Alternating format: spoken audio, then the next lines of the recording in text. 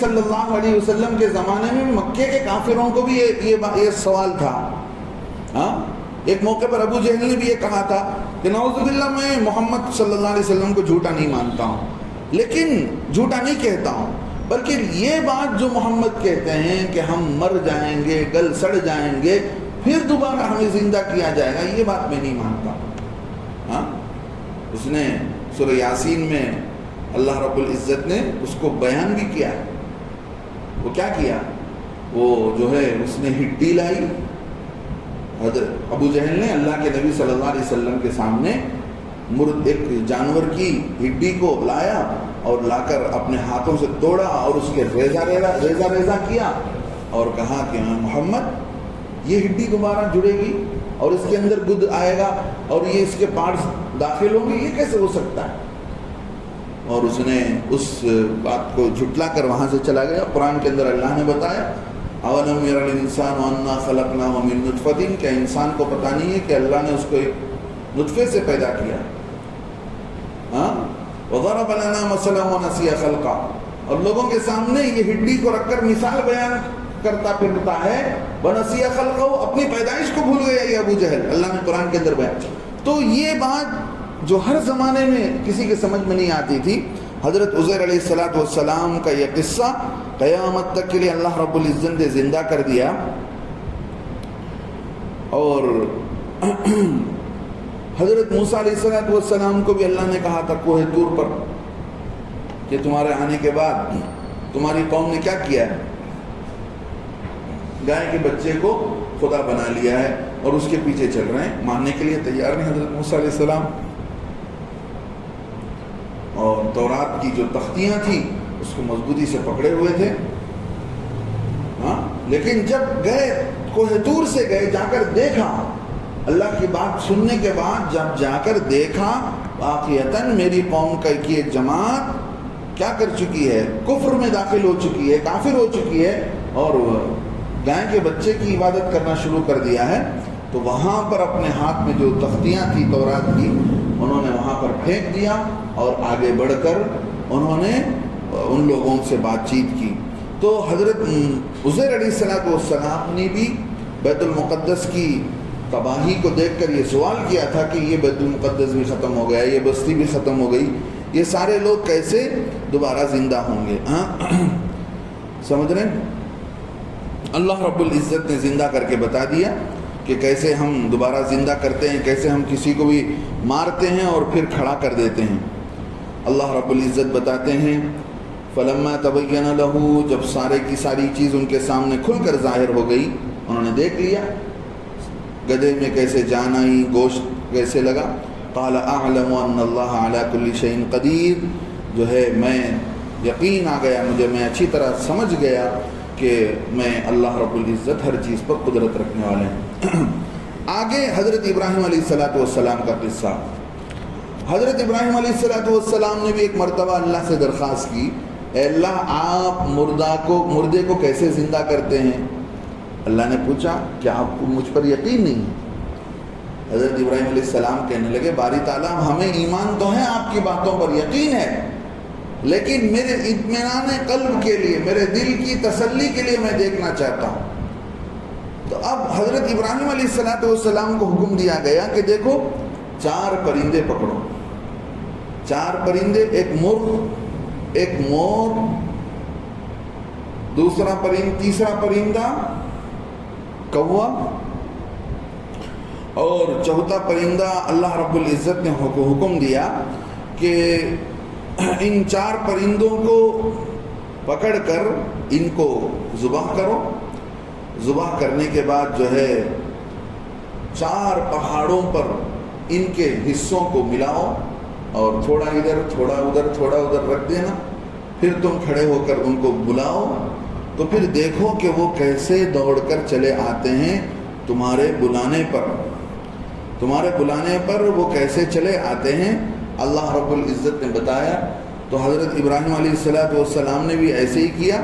اللہ کے کہنے پر ایک مور، ایک کبوتر اور ایک جو ہے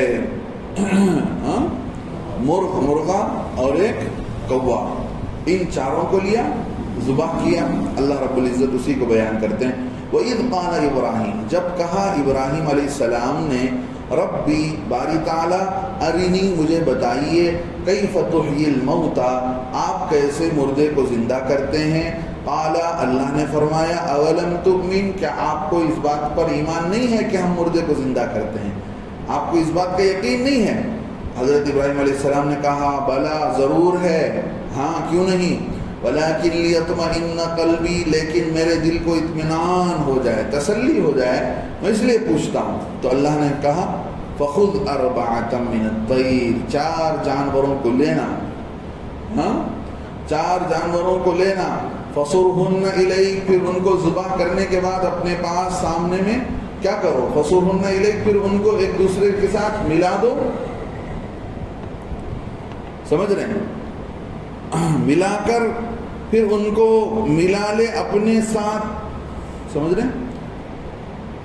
ثم اجعل على كل جبل منهن پھر رکھ دینا ہر پہاڑ پر ان کے بدن کا حصہ، ان کے بدن کا ایک ایک ٹکڑا.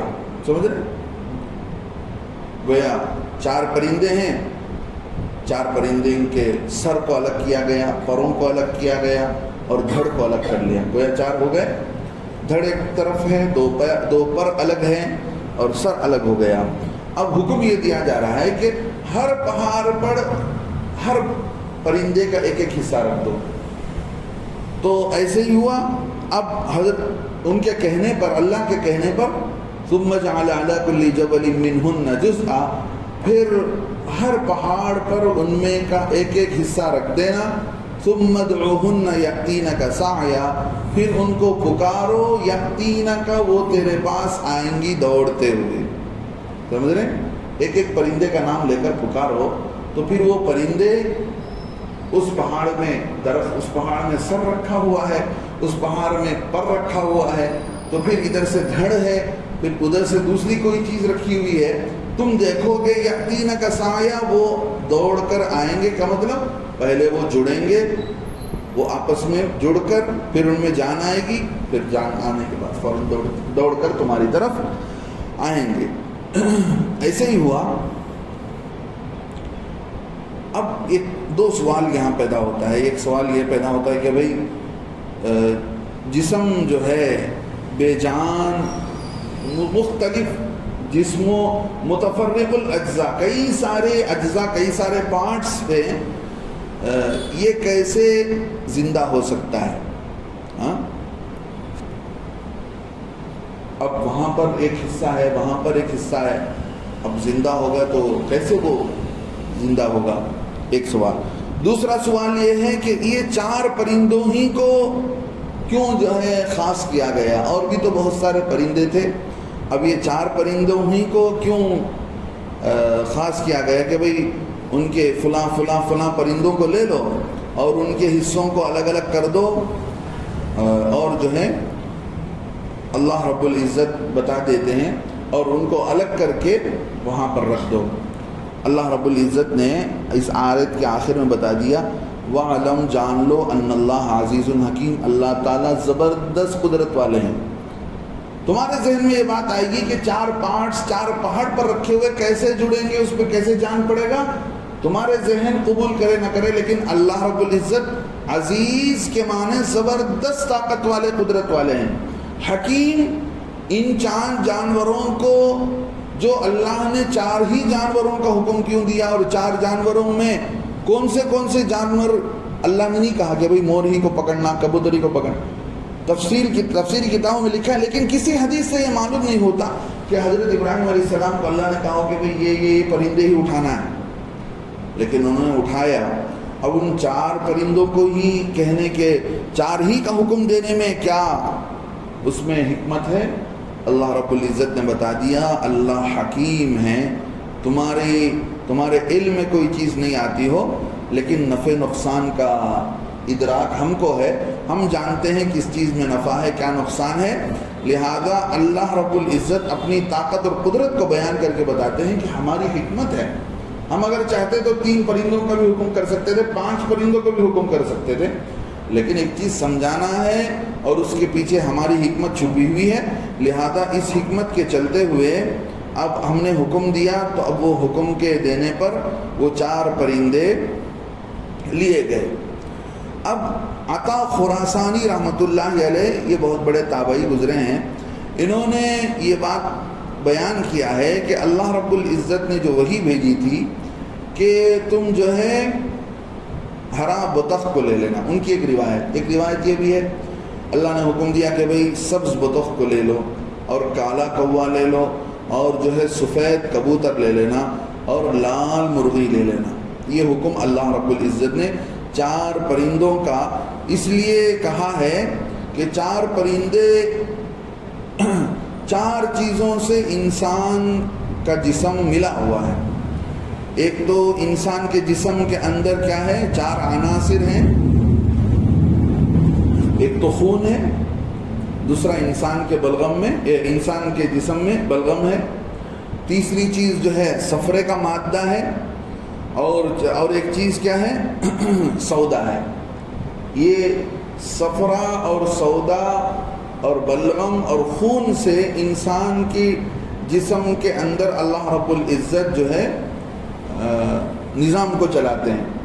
تو ان 4 چیزوں کو سمجھانے کے لیے کہ بھئی جیسے کسی بھی چیز کے اندر یہ 4 چیزیں ہوتی ہیں تو انسان کا جسم بھی کام کرنے لگتا ہے، ایسے ہی اللہ رب العزت نے ان 4 پرندوں کو ذبح کر کے ان کے اعضاء کو جوڑ کر جیسے دنیا والوں کو بتایا کہ ہم ایسے زندہ کرتے ہیں۔ یہ 4 سے ان 4 چیزوں کی طرف اشارہ ہے کہ جیسے 4 چیزیں ہم نے زندہ کی ہیں، ایسے ہی انسان کو زندہ کرنے کے بعد انسان کے اندر بھی 4 چیزیں ہیں، ایک خون ہے، ایک بلغم ہے، ایک صفرا ہے اور چوتھی چیز سودا ہے۔ ان 4 چیزوں کے ملنے سے انسان کے اندر جو ہے انسان کا جسم چلنے لگتا ہے۔ اور ایک اشارہ اور ایک جو ہے بات یہاں بھی لکھی ہے اور ایک بات بھی لکھی گئی کہ کوئی بھی چیز جب تک اپنے کو پورے طور پر قربان نہیں ہو جاتی ہے، بغیر اپنے نفس کو قربان کیے کہ حیات ابدی اسے حاصل نہیں ہو سکتی۔ جیسے انسان ہے دنیا کے اندر اللہ کے حکموں پر چلتا ہے، جب تک وہ اپنے خواہشات کو اللہ کے حکم کے پیچھے نہیں کر دیتا، اللہ کے حکم کو آگے اپنے خواہشات کو پیچھے نہیں کر دیتا، تب تک جو ہے انسان ہمیشہ کی کامیابی حاصل نہیں کر سکتا ہے۔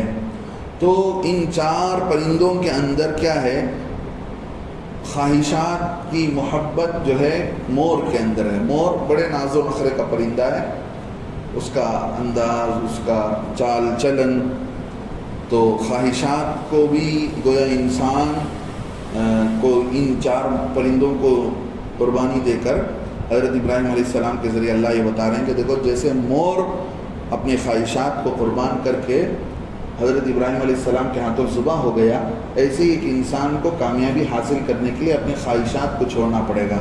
خواہشات کو مور سے تعبیر کیا گیا، سمجھ رہے ہیں؟ اور دوسری چیز روب دار اور حملہ کرنے میں چونکہ مرغ بہت آگے رہتا ہے، مرغا، لہذا اس کو بھی اشارہ کر کے بتا دیا گیا۔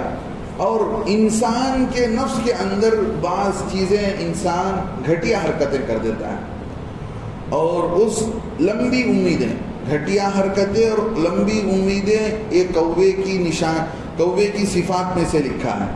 لہذا کوے کو ذبح کر کے یہ بھی بتایا جا رہا ہے کہ دیکھو انسان اس وقت تک کامل اللہ کے یہاں کامیابی حاصل نہیں کر سکتا ہے جب تک کہ مور جیسی آرزو کو، خواہشات کو قربان نہ کر دے، اور مرغا جیسے کبر اور بڑائی کو قربان نہ کر دے، اور اسی طرح جو ہے کوا جیسے اس کے اندر لمبی لمبی امیدیں ہوتی ہیں، ایسے ہی انسان کو بھی اپنے اندر کی لمبی امیدیں ختم کر دینا چاہیے، سمجھ رہے ہیں؟ حضرت حسن رحمۃ اللہ رضی اللہ عنہ فرماتے ہیں حضرت ابراہیم علیہ السلام نے کو جو حکم دیا تو انہوں نے ایسے ہی کیا، پھر وہ وہاں جا کر رکھ دیا انہوں نے۔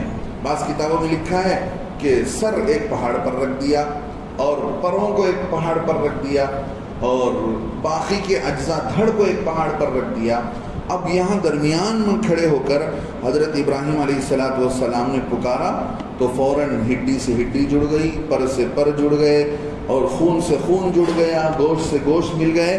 ہاں، یہ سارے کا سارا جڑتا چلا گیا.